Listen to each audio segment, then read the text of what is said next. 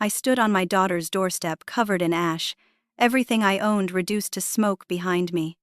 The wildfire had taken my farm, my animals, my life. Craig, my son-in-law, blocked the entrance like I was a stranger. "You'll ruin my Persian rug," he said, his voice cold. "I have no place for a homeless woman." Behind him, Amanda, my own daughter, said nothing. I was 67 years old, with nowhere to go. Then I remembered a phone number I'd kept for 20 years. A boy I'd raised like my own, now a billionaire. Nobody knew I had it. Let me back up and tell you how I got here, because this story doesn't start with the fire. It starts 30 years ago, when I was a young mother myself, living on a 70-acre farm in rural Oregon with my husband Frank and our daughter Amanda. We raised horses, kept chickens, grew hay. I can still see his face the first time he galloped across the pasture, that pure joy of a child who'd found something good in his difficult world. When Danny was 14, Eleanor got sick. Cancer, the aggressive kind that doesn't give you time to prepare. She tried to hide it at first. But I knew. I could see it in how she moved, slower each day, and in how Danny stopped smiling. I started bringing meals to their house. Then I started staying with Eleanor during her treatments while Danny was at school. Then, when she got too weak to be alone, I moved them both into our guest room. Frank never complained. Had lost his own mother young, understood what it meant to have someone show up when everything falls apart. We became Dana's second family, and Eleanor became like a sister to me. We'd sit on the porch in the evenings, her wrapped in blankets even in summer, and we'd talk about everything, about her fears for Danny, about what would happen after she was gone. "Promise me something," she said one night. Her voice barely a whisper. "Promise me you'll look after him. Not his body, hell be almost grown, but his heart. Make sure he remembers he's loved." I promised. Eleanor died 2 weeks before Dana's 17th birthday. I held her hand when she took her last breath, and I was the one who told Danny. I was the one who held him while he sobbed. I was the one who helped him pick out her casket and choose the hymns for her funeral. At her request, we cremated her. Shed told me she wanted her ashes scattered on the land she loved, but she wanted Danny to choose when he was ready. So I kept them safe in a cedar box in our barn, waiting for the day he'd come back and say it was time. Danny lived with us for his last year of high school. He had his own room, his own space, but he was family. When he left for college on a full scholarship, brilliant kid that he was, he hugged me so tight I couldn't breathe. "I'll never forget this," he said. "Never.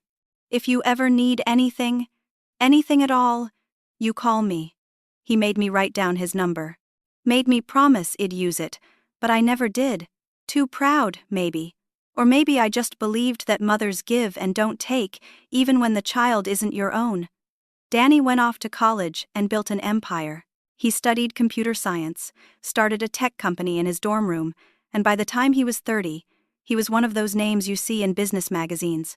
Harper Technologies. Worth billions. He'd send Christmas cards every year, call on my birthday, but our worlds had drifted apart the way they do. Frank died 12 years ago. Heart attack in the barn, quick and brutal. After that, it was just me and the farm. Amanda had already left. Married Craig. Moved to the wealthy suburbs 2 hours away. Shed visit maybe 4 times a year. Always rushing, always checking her phone. I kept the farm going alone. Hired help when I needed it, but mostly I managed. 70 acres isn't as much as some spreads, but it's enough to keep you busy from dawn to dusk. I was 67. My joints complained every morning, but I knew every inch of that land. I knew where the creek ran fastest in spring, where the best blackberries grew in summer, where the deer came to drink at twilight. Then came this past July. The driest summer Oregon had seen in 50 years. The grass turned brown by June. The creek bed cracked like old leather. Every evening, we'd watch the news and see new fires starting across the state. I did everything right. I cleared brush, maintained fire breaks, kept my equipment in good order, but fire doesn't care how prepared you are. It started 20 miles away on a Tuesday afternoon. By Wednesday evening, They'd evacuated 3 towns. Thursday morning, the smoke rolled in so thick I couldn't see the barn from the house. The air tasted like ash and fear. The sheriff's deputy knocked on my door at 2 in the afternoon. "Mom, you need to leave. Now." Fires jumped the ridge. Could be here in hours. I loaded my truck with what I could grab. Photo albums. Important papers. Frank's watch. Eleanor's ashes from the barn. I tried to get the horses out, but they were panicked, wouldn't load. I opened the pasture gates and prayed they'd run the right direction. Then I remembered something. I ran back to the barn one more time for Eleanor's cedar box. The smoke was getting thicker, my eyes burning. I found the box on the shelf where I'd kept it safe for 20 years, but as I grabbed it, I heard a crack above me. A beam, weakened by heat. I ran, but I wasn't fast enough. The beam crashed down, and in the chaos, the box flew from my hands. I heard it shatter somewhere in the smoke and falling debris. I got out. Barely. My truck was packed, my lungs burning, my clothes covered in ash. I drove down my driveway for what I thought might be the last time, watching orange flames crest the hill behind my property in the rearview mirror. That's when I realized I had nowhere to go. No Frank. No close friends left in the area. My brother in California and I hadn't spoken in 3 years over something stupid I can't even remember now. There was only Amanda, my daughter. Surely she'd take me in. Surely blood meant something. I drove for 2 hours through smoke-filled valleys to reach Amanda's neighborhood. Meadowbrook Estates, they called it. One of those planned communities where every house looks like it belongs in a magazine and every lawn is exactly the same shade of green. Each property sat on maybe a 1/4 acre, but they cost more than my entire farm. Amanda's house was the biggest on the block, 5,000 square feet of pale stone and big windows. A 3-car garage. Landscaping that probably cost more than I spent on groceries in a year. I pulled my smoke-damaged truck into their circular driveway, suddenly aware of how I must look. My clothes were gray with ash. My hair, usually neat in its bun, hung in tangled strands. My hands were black with soot. I climbed the steps to their massive front door and rang the bell. Through the frosted glass, I could see movement. The door opened, but only halfway. Craig stood there in pressed khakis and a polo shirt, looking at me like I was selling something he didn't want. "Tessa," he said. Not Mom. Not even a hello. Just my name, flat and cold. "Craig, I need help. The fire took everything. I have nowhere else to go." He glanced behind him, then stepped onto the porch and pulled the door mostly closed behind him. "This isn't a good time. I just need a place to stay for a few days, just until I figure out what to do next." He looked me up and down, his lip curling slightly. "You're covered in ash. I just had the carpets cleaned. That's a $12,000 Persian rug in the entryway." I stared at him. "I'm sorry. I can clean up. I can take my shoes off. I can shower. I just we don't have room." He crossed his arms. "Every bedroom is in use. We're hosting people this week. I can sleep on the couch. I don't need much." "Tessa." He sighed like I was being difficult. "Look at yourself. You look like a disaster victim. We have important people coming over tonight, business associates. I can't have you here like this. It would be embarrassing." The word hit me like a slap. Embarrassing. I'd lost everything, and I was an embarrassment. "Can I at least see Amanda? Can I talk to my daughter?" He hesitated, then turned and called into the house. "Amanda! Your mother's here." She appeared in the doorway behind him, and for a moment, hope fluttered in my chest. "My daughter. My baby girl. Fix this." But Amanda didn't push past Craig to hug me. She didn't rush to help. She stood there in a designer dress I'd never seen before, diamonds at her ears, and she looked uncomfortable, not worried about me, just uncomfortable, like I was creating a scene. "Mom," she said quietly. "What are you doing here? The farm burned. I have nowhere to go. I need your help." She glanced at Craig, some silent communication passing between them. Then she looked back at me and said the words that broke something inside me. "Craig's right. We don't have space. And we have that dinner party tonight. This isn't a good time. Amanda, I'm your mother. My home is gone. Everything is gone. Well, she twisted her wedding ring, not meeting my eyes. Maybe this is for the best. For the best? How is losing everything for the best? Craig stepped forward. She means that farm has been a burden on you for years. You're almost 70. You should have sold it ages ago and moved into one of those senior communities, something manageable. My hands started shaking. That farm is my life. Was my life. Was, Craig said, almost triumphant. Exactly. And now you can move on. The insurance money will come through. Amanda will get her inheritance, and everyone can finally move forward. The words hung in the air like smoke. Amanda will get her inheritance. I looked at my daughter, really looked at her, and saw guilt in her eyes. Not surprise at what Craig had said. Guilt. She'd known he was going to say it. You've been discussing my inheritance? While I'm still alive. Amanda's face flushed. It's not like that. It's just... Craig and I have been talking about our financial future. And the farm. We've been arguing about it for months, actually. Arguing about what? She took a deep breath. Craig wanted me to talk to you about selling. Before now. He has this business opportunity. And we need capital. He thought if you sold the farm and moved somewhere cheaper, you could give us some of the money early. As an advance on my inheritance. I felt like I'd been punched. You wanted me to sell my home, Frank's home, so you could have the money before I'm dead. Don't be dramatic, Craig snapped. It's just good financial planning. And honestly, now that the fire's done the job for us, things will be a lot simpler. The insurance will pay out, Amanda's your only heir, and we can access those funds without having to wait for you to finally admit you're too old to manage that property. Too old. Too much of a burden. An embarrassment.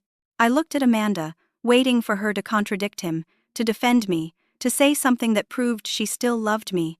But she just stood there, silent. And I understood. They'd been waiting for me to lose the farm. Maybe not hoping for it, but they'd certainly planned for it. My tragedy was their opportunity. I see, I said quietly. I'm sorry to have bothered you. I turned and walked back to my truck. Behind me, I heard the door close. Not slammed, just closed, quiet and final. I sat in the driver's seat, my whole body shaking, and stared at that perfect house with its perfect lawn and its $12,000 Persian rug. My phone buzzed. An email from the insurance company. I opened it, desperate for any good news. But the first line made my stomach drop. After preliminary review, we regret to inform you that your claim may not be covered due to insufficient firebreak maintenance. It was a lie. I'd maintained those firebreaks religiously. But insurance companies always look for reasons to deny claims, especially big ones. I'd have to fight them, get lawyers involved, prove my case. It would take months, maybe years. And I had about $800 in my checking account. I was 67 years old. I had no home. My family didn't want me. My insurance was being denied. I'd lost Eleanor's ashes, breaking my promise to her. I had nowhere to go and no way forward. That's when I saw it. In my contacts, a name I hadn't looked at in years. Danny Harper. I'd kept his number all this time, updating it when Head sent me new ones over the years in his Christmas cards. I'd never called it, never even come close. But Frank was gone. Eleanor was gone. And my own daughter had just shut the door in my face. What did I have left to lose? I sat in that truck for nearly an hour, phone in my hand, thumb hovering over Dana's name but not pressing it. Pride is a strange thing. It had kept me from asking for help my whole life, kept me believing I could handle everything on my own. Even now, with nothing left, I hesitated. The sun was setting, painting Craig and Amanda's perfect house in golden light. Through the windows, I could see movement, caterers arriving, people setting up tables. The dinner party was starting, and I was still sitting in their driveway like some kind of beggar. I tried my brother first. Michael lived in Sacramento, worked as an accountant. We'd been close once, back when we were kids, but life had pulled us in different directions. The last time we'd spoken was 3 years ago at some family thing, and we'd gotten into a stupid argument about politics or religion or something that seemed important at the time, but I couldn't even remember now. Id said something sharp, Head said something sharper, and we'd both been too stubborn to apologize. The phone rang 4 times and went to voicemail. "Michael, it's Tessa. I know we haven't talked, but I need help. The farm burned down and I have nowhere to go. Please call me back." I hung up and waited. Nothing. I tried calling some old friends next. Janet from church, but her number was disconnected. Betty from the Farm Bureau, but she'd moved to Arizona to live with her kids 2 years ago. Susan from the book club I used to attend, but when she answered and I explained what happened, she made sympathetic noises and then said she was actually headed out the door for a cruise and couldn't talk. Maybe I could try her in a few weeks? Nobody wanted a homeless old woman showing up on their doorstep. I couldn't blame them. What could they do? I needed more than a couch for a night. I needed help rebuilding my entire life. My phone buzzed again. Another email, this time from a lawyer's office I didn't recognize. I opened it, confused, and felt my blood turn cold as I read. It was a cease and desist letter, addressed to me, from Craig's attorney. It accused me of demonstrating an unhealthy pattern of financial manipulation toward my daughter, of attempting to guilt Amanda into providing financial support, and of creating a hostile and emotionally abusive environment. It demanded that I cease all contact with Amanda and her family, and warned that if I continued to harass them, they would seek a restraining order. I read it 3 times, each time feeling more sick. Craig had planned this. Had probably written it weeks ago, maybe months, waiting for the right moment to use it. And Id walked right into his trap by showing up desperate and asking for help. The letter was dated today. Head sent it while I was sitting in his driveway.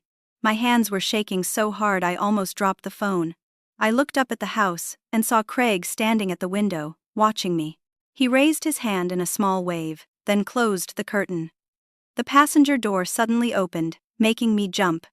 Craig slid into my truck, shutting the door behind him. This close, I could smell his expensive cologne.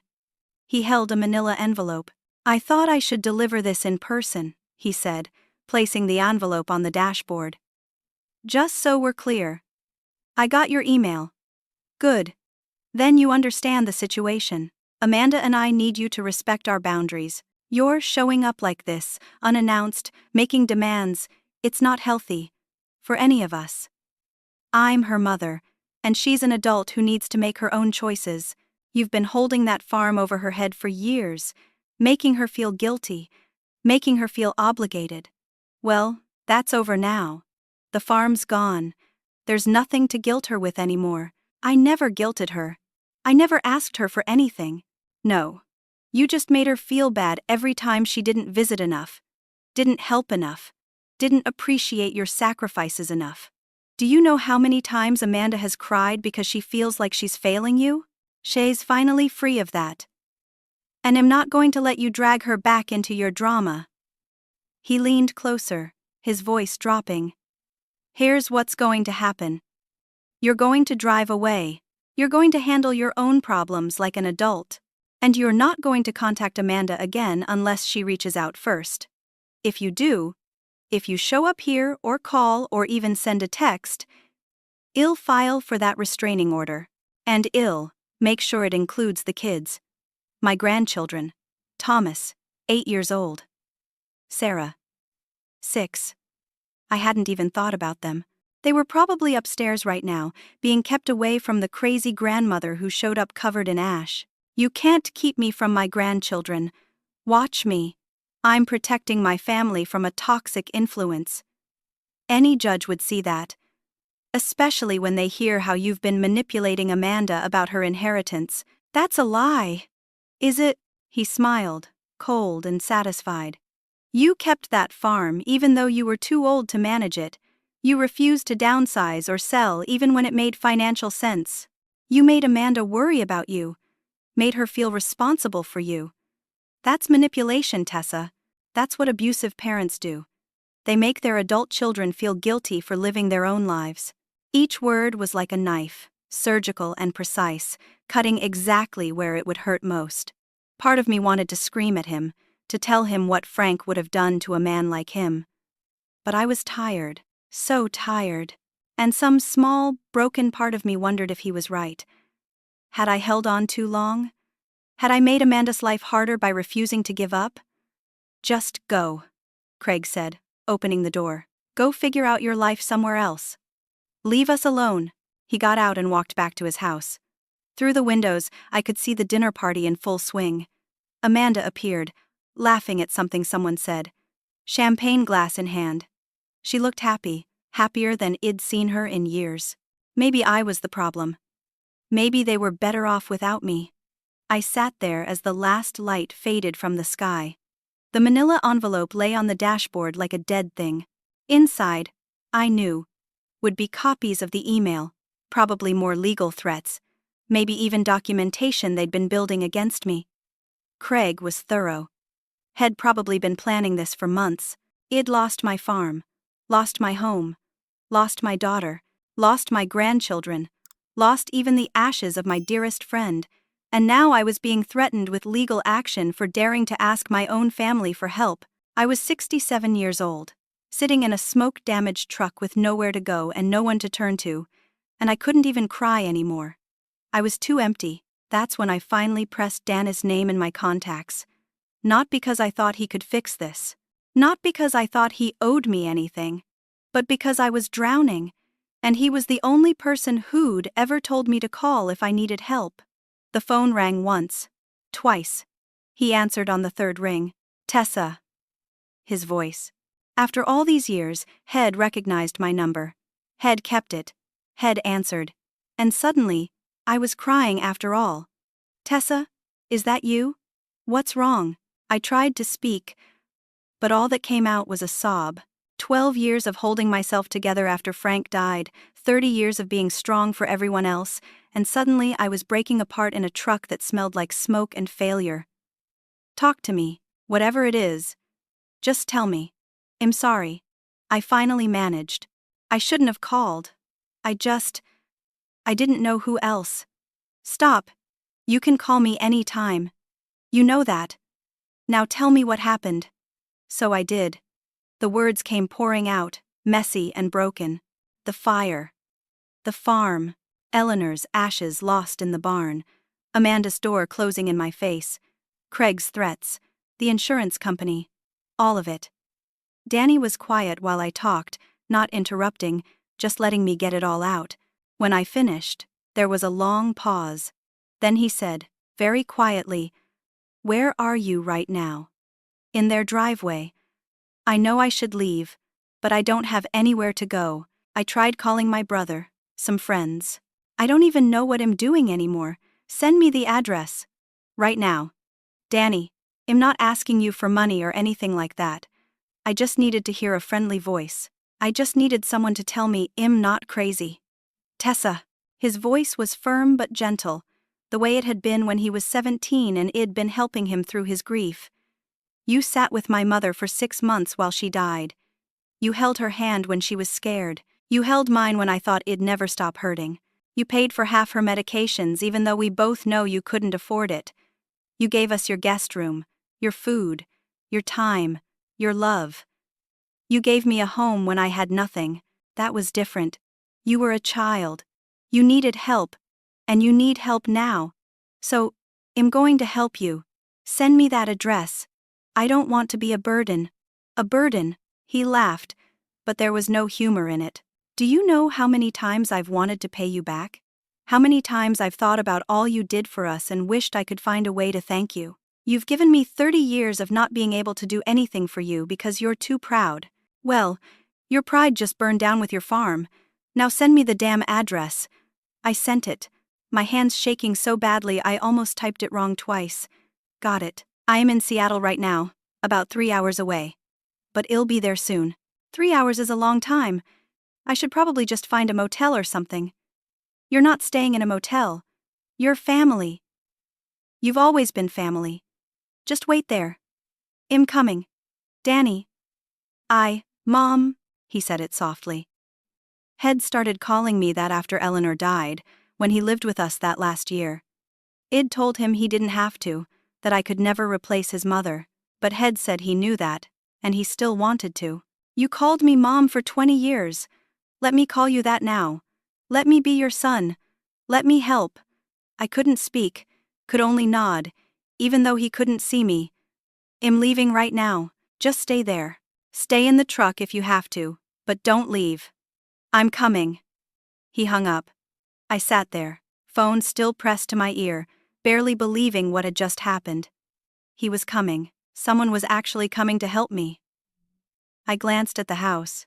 Through the windows, I could see the dinner party in full swing. At least 20 people, all dressed in expensive clothes, holding champagne glasses. I spotted Amanda moving through the crowd, playing the perfect hostess. Craig stood by the fireplace, holding court with a group of men in suits. Then I saw something that made my blood freeze. Through the dining room window, clearly visible, was a china cabinet I recognized, an antique piece, cherry wood with curved glass doors, that had belonged to my mother. She'd given it to me when she moved into assisted living, made me promise to keep it in the family and pass it on to Amanda someday. Someday. When I died. Not before, but there it was, in Amanda's dining room, filled with expensive dishes I'd never seen. I squinted, looking closer. On the sideboard next to it was a silver tea service. My grandmother's silver tea service, the one that was supposed to be stored safely at my house. How long had they been taking my things? How many times had Amanda visited, saying she just wanted to look through old family items, and walked out with pieces of my life? I pulled out my phone and took pictures through the window. Evidence. Though I didn't even know what I'd do with it. Then I noticed something else, a poster board on an easel near the fireplace, the kind people use for presentations. Craig was gesturing to it as he talked to the group of men. I couldn't read the words from here, but I could see charts and graphs. He was doing a pitch, a business pitch, at what was supposed to be just a dinner party. My phone buzzed. A text from a number I didn't recognize. This is Dennis' assistant. He wanted me to let you know he'll be there in 45 minutes. Hes taking the helicopter. He asked me to call your insurance company's CEO. They're personal friends. The CEO apologizes for the error in your preliminary review and assures him your claim will be fully covered. Expect a call tomorrow. 45 minutes. Not 3 hours. And Head already fixed my insurance problem. I read the text 3 times, then looked up at the house again. Amanda was refilling someone's champagne. Craig was still mid-pitch, probably promising investors returns on whatever scheme Head cooked up. They had my mother's china cabinet. They had my grandmother's silver. They had convinced themselves I was the problem, the burden, the toxic influence that needed to be cut away. And in 45 minutes, a boy I'd fed meatloaf and taught to ride horses was going to land a helicopter on their perfect lawn. I almost smiled. Almost. I stayed in the truck, watching the party, watching my daughter play happy in a life I wasn't welcome in. Every few minutes, someone would glance out the window at my truck, probably wondering why the old woman was still sitting there. But I didn't care anymore. 45 minutes. I could wait 45 minutes. 30 minutes later, I heard it. The distant thump of helicopter blades cutting through the evening air. It got louder, closer, until people inside the house were stepping to the windows, looking up at the sky with confusion. A sleek black helicopter appeared over the roofline, circling once before descending toward the front lawn. I could see the pilot gesturing, probably warning about the power lines and trees, but they found a clear spot. Right in the center of Craig and Amanda's perfectly manicured grass. The helicopter landed, its blades kicking up leaves and small debris. The landscaping Craig probably paid thousands to maintain was getting torn to shreds. Several of the dinner guests had come outside now, holding their hands up against the wind, staring in shock. The helicopter's door opened. Danny stepped out. He was 37 now. No longer the skinny teenager who used to help Frank with the horses. He wore a dark suit that probably cost more than my truck, his hair shorter than I remembered but with the same slight curl that used to drive him crazy. Head grown into himself, confident in a way that came from knowing his own worth. But when his eyes found mine through the windshield, his face broke into something softer. He walked straight to my truck, ignoring the crowd gathering on the lawn. He opened my door and held out his hand. "Let's go home, Mom." That's what he said. 4 words. Mom. Head called me Mom. I took his hand and let him help me out. My legs were shaky from sitting so long, and I was acutely aware of how I must look next to him. Ash-covered, hair a mess, clothes that should have been thrown away hours ago, but Danny didn't seem to notice or care. He put his arm around my shoulders, steady and solid. "I've got you," he said quietly. "I've got you now." Craig came running out of the house, his face red with fury. "What the hell do you think you're doing? Look at my lawn. That's private property. You can't just land a helicopter wherever you want." Danny turned to look at him, and something in his expression made Craig stop in his tracks. "You must be Craig," Danny said pleasantly. "I've heard a lot about you." "I don't care who you are. You just destroyed my grass. I'm calling the police." "Please do. I'd love to talk to them about a few things." Danny smiled, but it didn't reach his eyes. "While we wait, though, why don't we chat? I understand you're a businessman. I'm always interested in meeting businessmen." Amanda had appeared on the porch, her face pale. "Danny? Danny Harper." "Hello, Amanda. It's been a while." She came down the steps, moving like someone in a dream. "I didn't know you two still talked. We don't talk as often as we should. But family is family, right?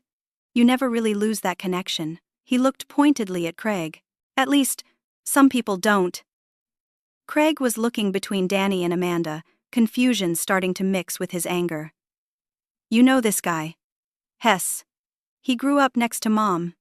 His company is, you know his company. Harper Technologies." Amanda's voice was getting smaller with each word. I watched the realization dawn on Craig's face. Harper Technologies. One of the biggest tech companies in the country. Danny Harper. The billionaire, Danny Harper. And had just landed a helicopter on Craig's lawn and called me Mom. "Oh," Craig said. His whole demeanor changed in an instant. Anger shifting to something calculating. "Oh. Mr. Harper, I apologize. I didn't realize. If I'd known Amanda's family included someone like you. Someone like me. Someone so successful. So accomplished. We would have. Amanda, why didn't you tell me your mother knew Danny Harper?" "I didn't know they were still in touch," Amanda said quietly. "We haven't been," Danny said. "My fault entirely. I should have visited more. I should have checked in. But I always knew that if I needed her, she'd be there. And I always wanted her to know that if she needed me, I'd be there too." He looked at Craig. Shame that family members sometimes forget that about each other. The dinner guests had all come outside now, a crowd of at least 20 people in expensive clothes, holding their champagne and watching this drama unfold like it was entertainment. I recognized a few faces from business magazines. These were important people. Exactly the kind of people Craig wanted to impress. "Well," Craig said, forcing a laugh. "This is quite an entrance. You know, I was actually just giving a presentation inside, a business opportunity. If you have a few minutes, I'd love to get your thoughts. Someone with your experience." "You were giving a presentation? At a dinner party?" Danny raised an eyebrow. "That's unusual. It's a casual thing. Just sharing some ideas with friends. But since you're here, I mean, it would be an honor to hear your input." I could see Craig's mind working, already forgetting about his destroyed lawn, about me standing right there, about everything except the opportunity in front of him. Danny Harper was in his yard. Danny Harper could make him rich.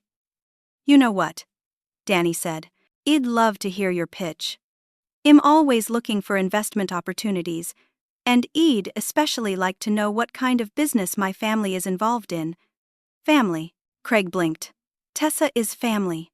She raised me, which makes Amanda family, which makes you family, I suppose. So yes, I'd very much like to hear what you're working on. Let's go inside." Craig practically lit up. "Yes, absolutely. Please, come in. All of you." He gestured to the house. Danny kept his arm around my shoulders as we walked toward the door. I still didn't understand what he was doing, but I trusted him. We stepped inside, onto that $12,000 Persian rug, and I tracked Ash across it. Craig didn't even notice. The dinner guests filed back in, buzzing with excitement. Someone had recognized Danny, and now everyone was taking photos with their phones. Amanda stood by the fireplace looking like she might be sick. "So," Danny said, looking around the living room. "Beautiful home. I love this china cabinet." "Antique," my heart stuttered. He was looking right at my mother's cabinet. "Oh, that's a family heirloom," Craig said proudly. Amanda sighed. "Generations old. Fascinating. And the silver service. Also family. We're very fortunate to have these pieces." "You are indeed," Danny said softly. "Very fortunate."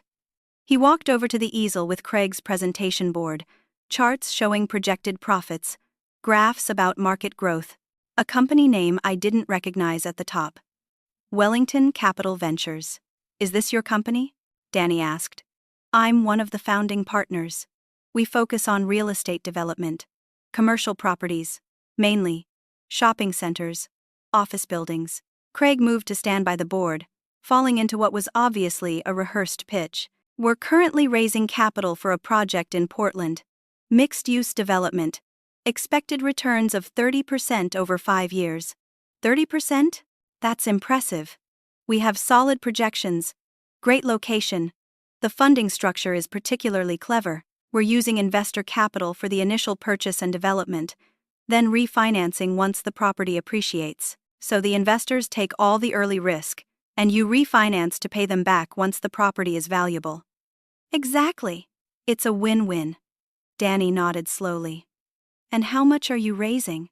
$5 million for this project. We're about halfway there." "Halfway. So you need another $2.5 million. Danny looked around the room at all the dinner guests. "Is that what tonight was about?" "Raising the rest." Craig had the grace to look slightly embarrassed. "Like I said, just sharing ideas with friends. Friends who happen to be wealthy enough to invest large sums." Danny smiled. "Nothing wrong with that. Ambition is good. I respect ambition." He turned to Amanda. "Your husband is quite the entrepreneur." Amanda was wringing her hands. "Danny, I don't think."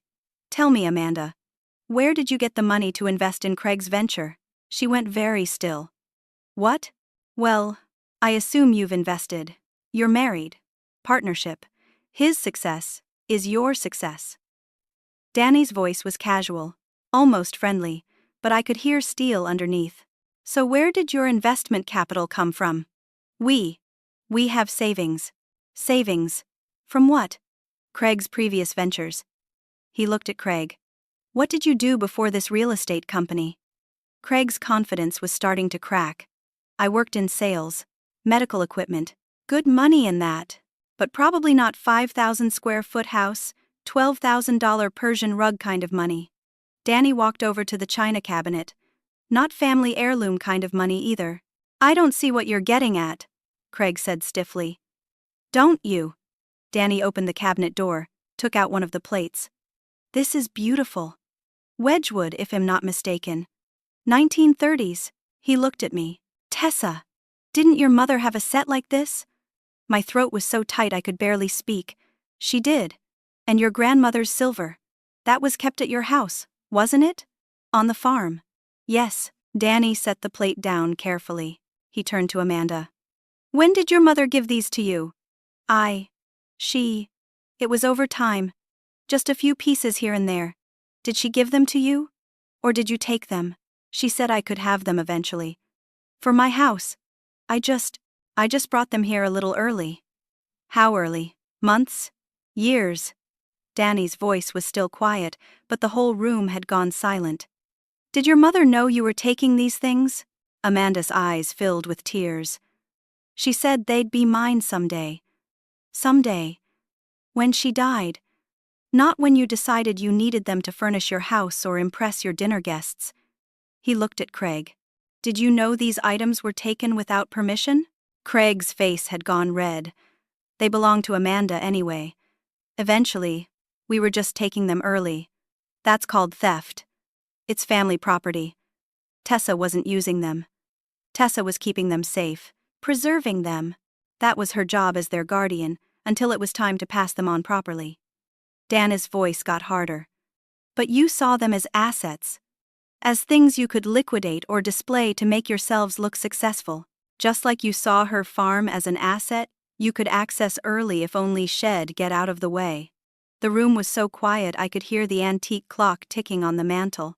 All those dinner guests, all those potential investors, stood frozen, watching this unfold. Several had their phones out, recording. Craig tried to regain control. I think you're overstepping. Our family finances are none of your business. You're right. They're not. But Tessa is my business. She's my family. And when family is being mistreated, I pay attention. Danny pulled out his phone. I made some calls on the helicopter ride here. You'd be surprised what you can learn in 45 minutes when you have the right connections. What are you talking about? Craig's voice had gone thin. Let's start with the insurance company. Turns out the CEO is a personal friend of mine. We served on a board together. When I told him about Tessa's preliminary denial, he was shocked. He checked personally. Her fire breaks were maintained perfectly. The denial was issued by an overzealous adjuster looking to save the company money. It's been reversed. Full coverage. I felt my knees go weak. Danny glanced at me, nodded slightly, kept going. Then I called my lawyer. Corporate law isn't usually his thing, but he was happy to look at some documents for me, including that cease and desist letter you sent Tessa today. He looked at Craig. You want to tell everyone what that letter said? Craig said, nothing.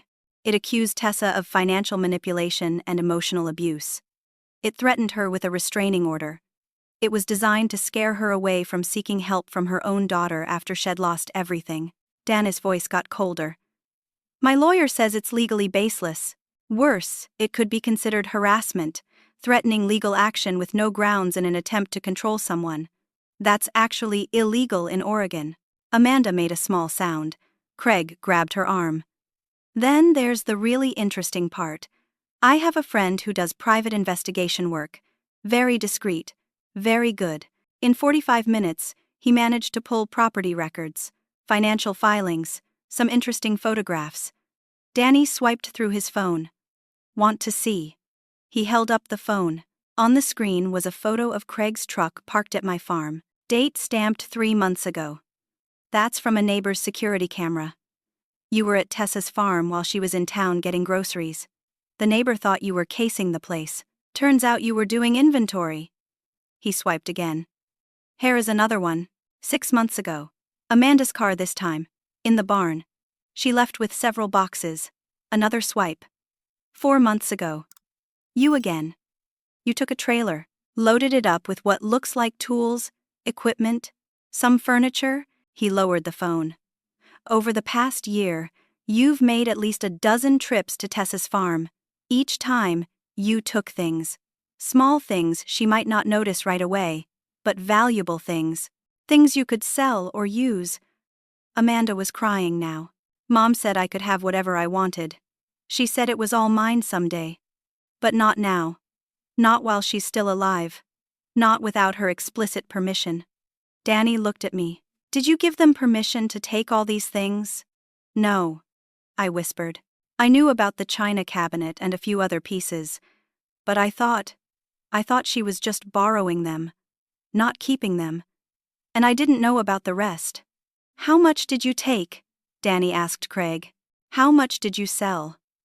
We didn't sell anything, Craig started, but Danny cut him off. My investigator found listings, online auction sites, antique stores in Portland, consignment shops, all matching descriptions of items from Tessa's farm, all sold in the past 6 months, about $40,000 worth. The number hit me like a physical blow. $40,000, they'd been stealing from me and selling my belongings. You needed capital for your business venture, Danny continued. So you took it.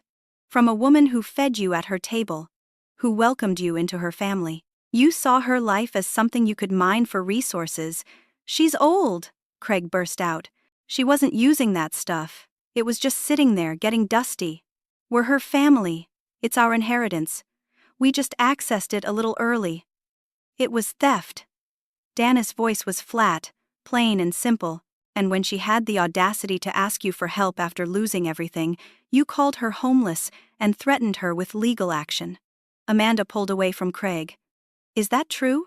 Did you send that letter? To protect us, Craig said. To protect you. She's manipulative, Amanda. She was trying to guilt you. Shed just lost her home. Amanda's voice broke. Her whole life burned down. And I closed the door in her face because you told me it was for the best. Because you said she was toxic. Because you said we needed boundaries. We do need boundaries. No, you needed her gone so you could take everything without her knowing. Oh my God. Amanda looked at me. Mom, I'm so sorry. I'm so sorry. But I couldn't look at her. Couldn't process it yet. Danny was still talking. Here is what's going to happen, he said, his voice cutting through Amanda's sobs. First, everything that was taken from Tessa's property gets returned. Every item, every piece of silver, every tool, every stick of furniture, anything that was sold gets replaced with comparable items or the cash equivalent. That's not possible, Craig said. We don't have that kind of money. Then sell something. Downsize. Figure it out. You took it. You return it. Danny looked around the room at all the watching guests. Second, you're going to publicly apologize. Right now. In front of all these people you were trying to impress. Tell them what you did. I will not. Then I'll tell them. And then I'll tell every business contact I have.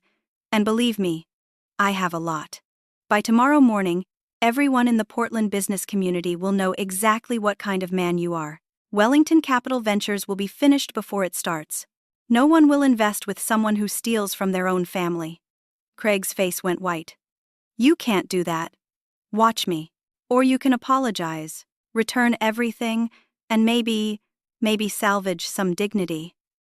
The room was completely silent. I could see Craig's mind working, weighing his options. Pride versus practicality. Image versus reality.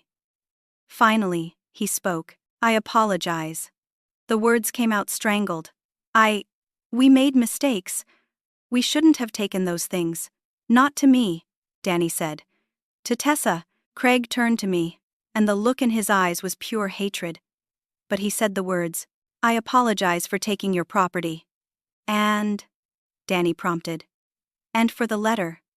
And for not helping you when you needed it. It was the most insincere apology I'd ever heard, but it was something. Third, Danny continued. Tessa needs a place to live while her house is rebuilt. She'll stay in one of my properties. I have a house about 20 miles from her farm, fully furnished. She can stay as long as she needs. You have a house near her farm? I asked, surprised. I bought it last year. Investment property.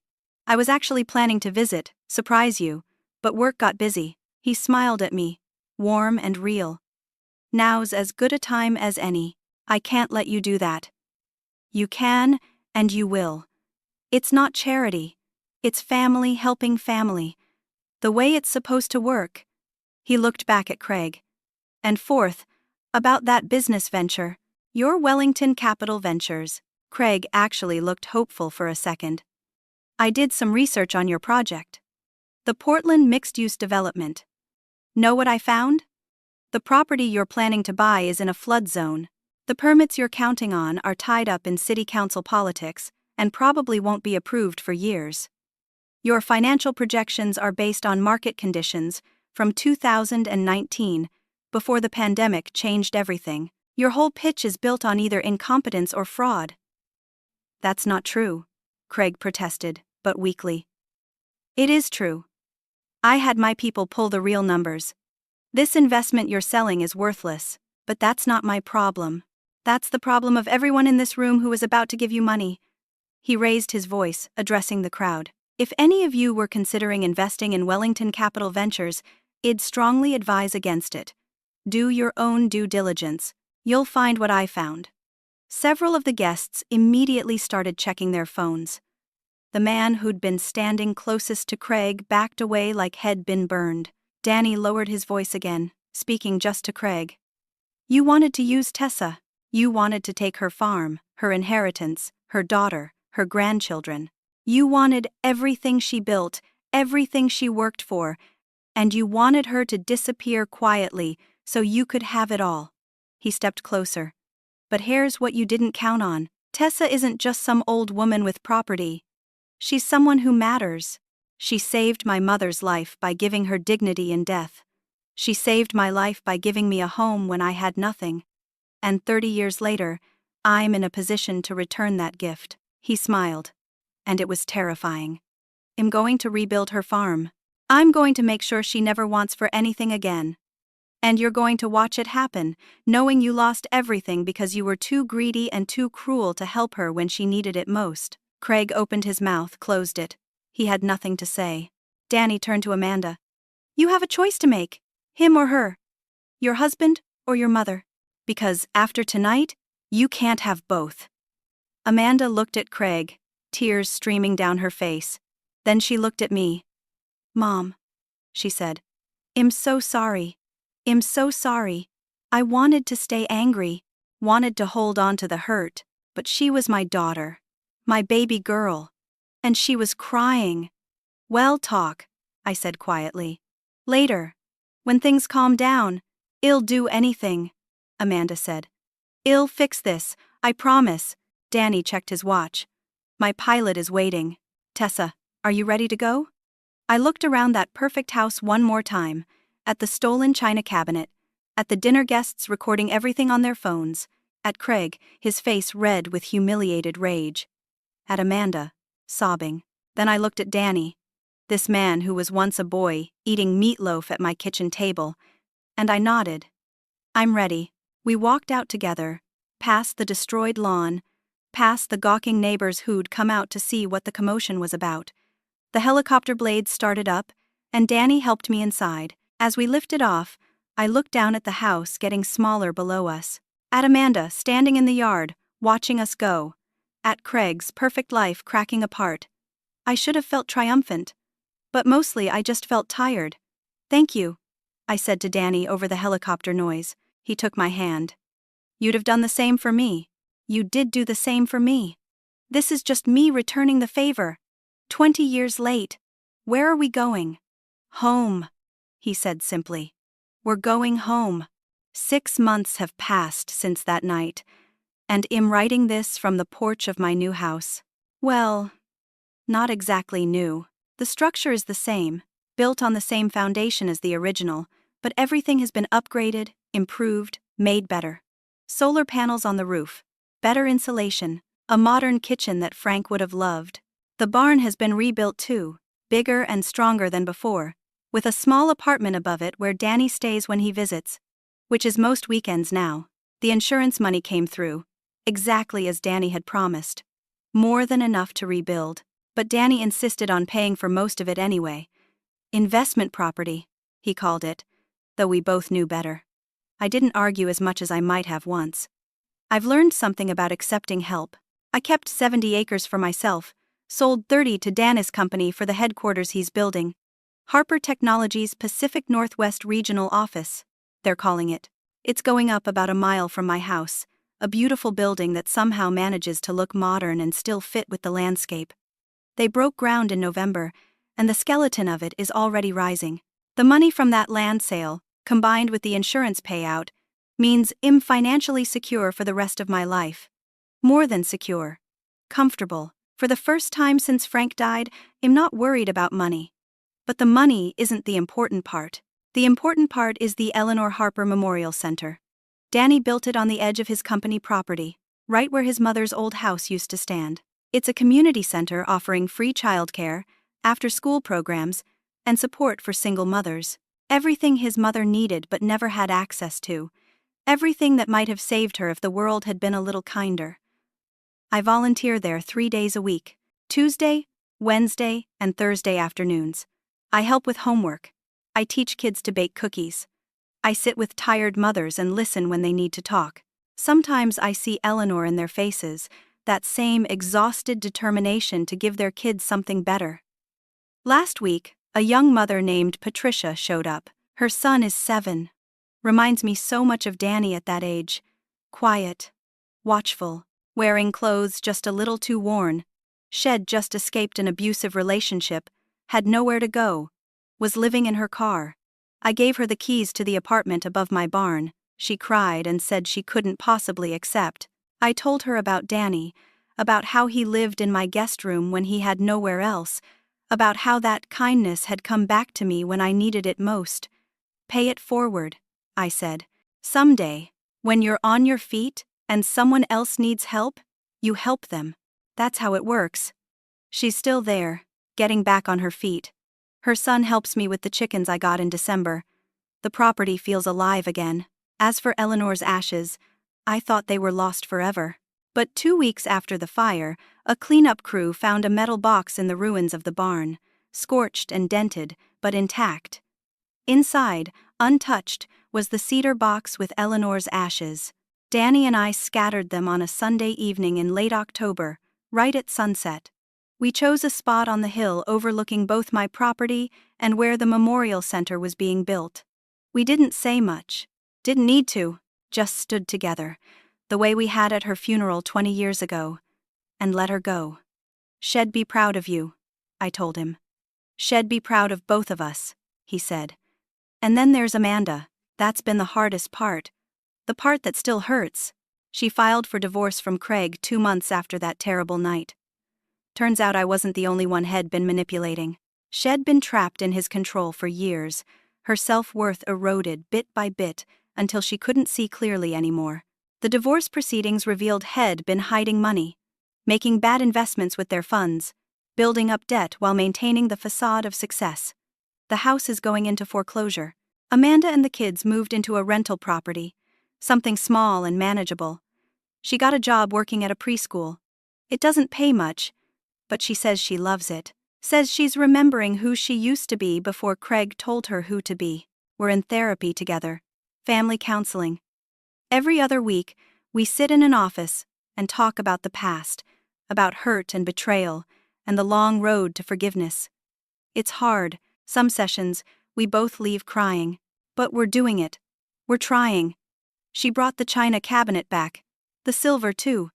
Everything Shed taken, she returned. The things Craig had sold, she's replacing slowly, piece by piece, using money from her paychecks. I told her she didn't have to, but she insists. Says she needs to make it right. The grandchildren, Thomas and Sarah, visit every Sunday. They love the farm. Thomas wants to learn to ride horses, so I bought 2 gentle mares. Sarah likes to help me bake. They're good kids. They don't understand everything that happened, but they know Grandma is back in their lives, and that's what matters. Last Sunday, after the kids had gone home, Amanda and I sat on the porch watching the sunset. I should have defended you that night, she said. Not for the first time. When Craig wouldn't let you in, I should have pushed past him. I should have chosen you. You were scared. Had been controlling you for years.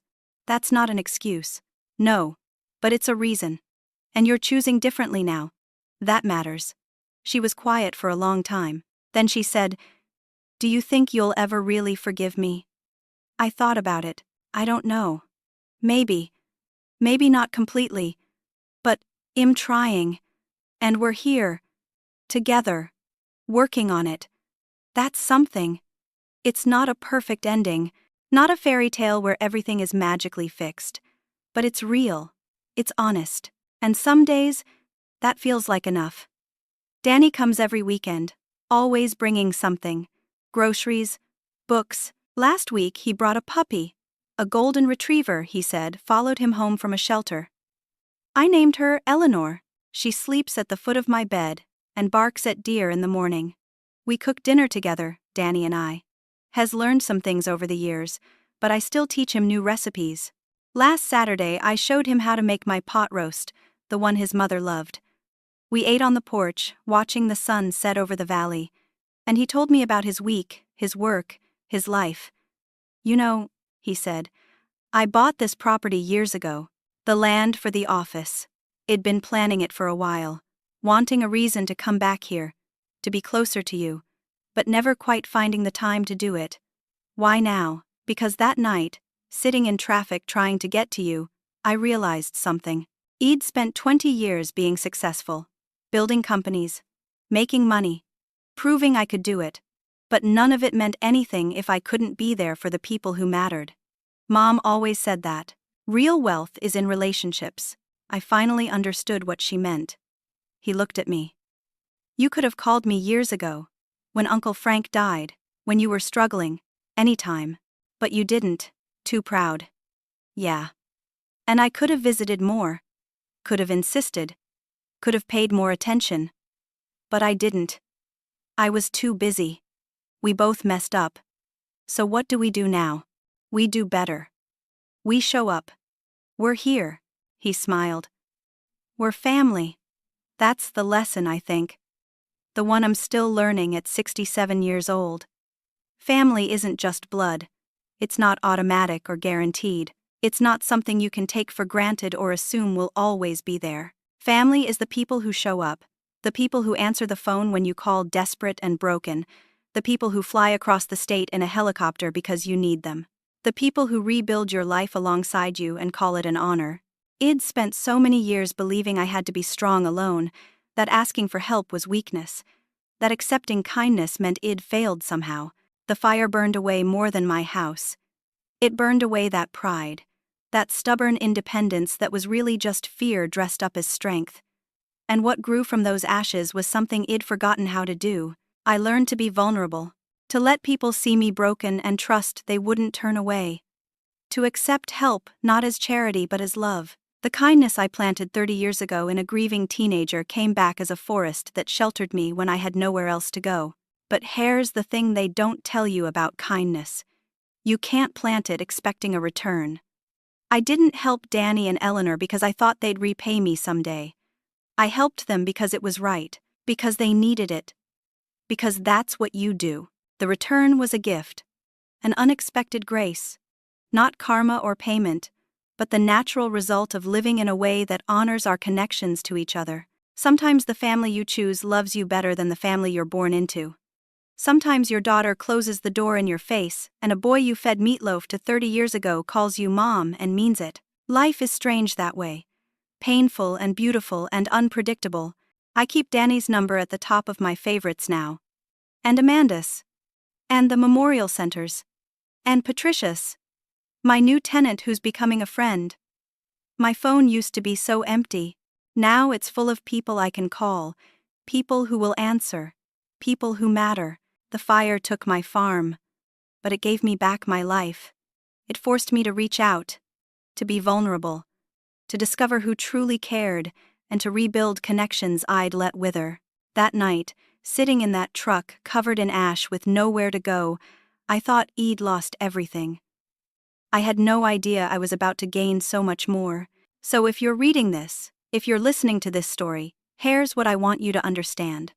Real wealth isn't in Persian rugs, or land, or inheritance schemes. It's not in the things you accumulate, or the image you project. Real wealth is in knowing that somewhere in the world, someone will answer when you call. Someone will drop everything and come. Someone will say, "I've got you," and mean it. And maybe you're that person for someone else.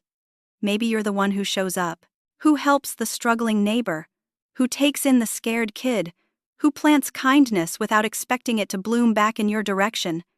Do it anyway.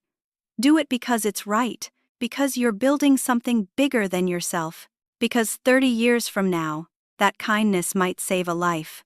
Maybe yours, maybe theirs, maybe someone you haven't even met yet. I'm 67 years old. My farm burned down. My daughter betrayed me. I lost almost everything. And I'm happier now than I've been in years. Not because of the new house or the money, or even because justice was served, but because I finally learned to let people in, to be part of something bigger than my own pride. To accept that needing help doesn't make you weak. It makes you human. What about you? Have you ever had to choose between pride and asking for help? Have you ever been surprised by who showed up when you needed them most? I'd love to hear your stories in the comments below. And if this story touched you, please consider giving it a like and subscribing to hear more. Share it with someone who might need to hear it. Sometimes we all need reminding that we're not alone, that help is possible, that kindness matters. Thank you for listening to my story. Thank you for being here. I hope, wherever you are, whoever you're with, you know that you matter, that your kindness matters, that the seeds you plant today might bloom into forests tomorrow. Take care of yourselves, take care of each other. And remember, home isn't always a place.